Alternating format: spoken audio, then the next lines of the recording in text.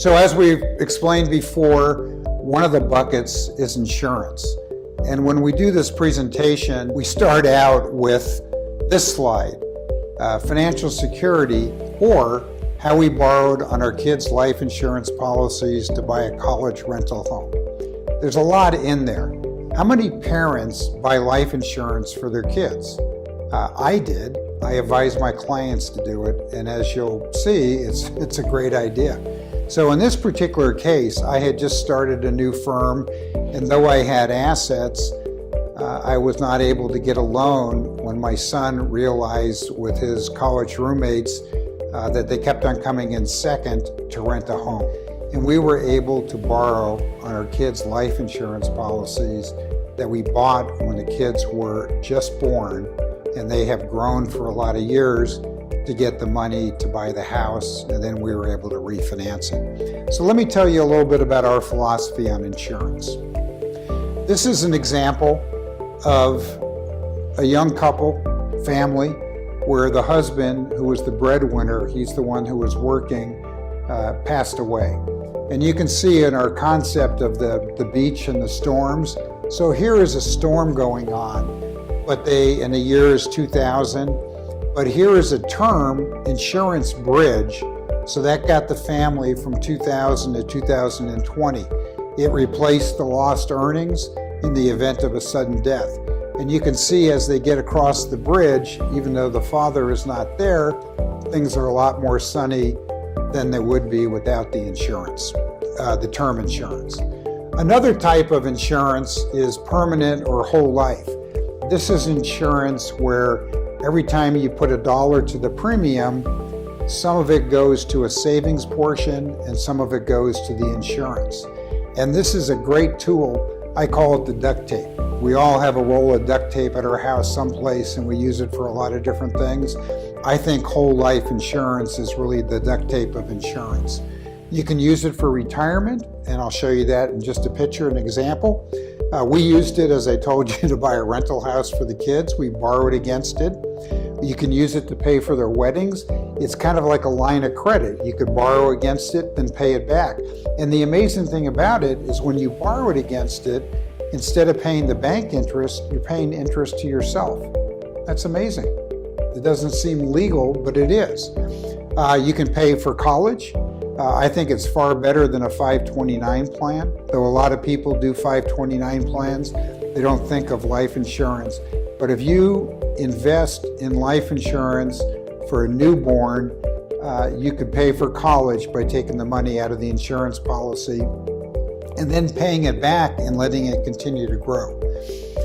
The death benefit in the event that you end up, well, I guess we all end up dying at some time, but this term or the permanent insurance also has a death benefit feature, and depending on how you set it up, how much goes to savings and how much goes to the death benefit, it's how the policy ends up working.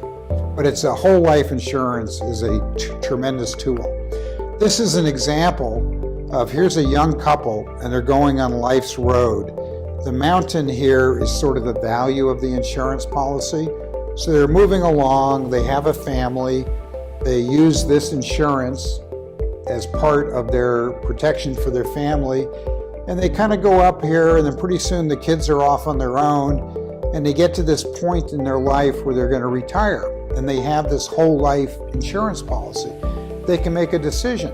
They can borrow against it gradually, take out a couple thousand a month, or depending on the size of the insurance policy, it might be a lot more. And they can borrow against it and use it as additional income in their retirement, or they can just kind of keep it and end up using it for a death benefit when they do pass on as part of their estate plan. I have a couple of insurance true stories. These are all true stories. When I was a kid, my dad bought life insurance policies for us. He was a policeman in San Francisco. To make a little extra money, he started selling insurance, and the first people he sold the insurance to was himself. And he bought each of us a policy. I ended up cashing mine in and paid for a semester at college when I started college because my parents didn't have enough money to pay for college for me. So that's a good example there. When I met my wife, one of the things her father told me after we got to know each other a little bit was, oh, by the way, I have these whole life policies I bought for all my kids, and I will, give you the money to pay the premium every year, and it's a great tool. Well, I already knew it was a great tool, but I thought, she's a pretty good lady to marry because my father did it and her father did it, so that kind of put us together.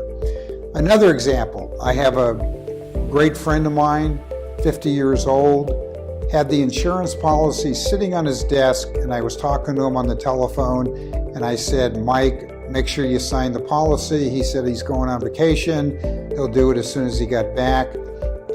That day, he had a heart attack and passed away without having the insurance. His family did not have that bridge that we just showed you to take care of them. They had a storm, and the storm got worse and worse and worse. I have another guy, Paul, who forgot to make a payment, and the insurance lapsed, but then he went back to reinstate it, but in between that time he had a medical problem and he's never been able to get the insurance ever since. So if you have these insurance policies, you want to make sure you make the payments.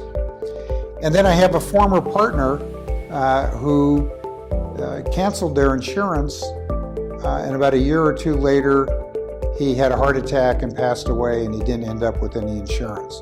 So these are all true life stories, some of them happy, some of them not so happy, but it's all examples of using insurance, and you have to work with that insurance shovel, the insurance advisor, as part of your financial security to get the right policies at the right time to protect your family and use it for part of your retirement.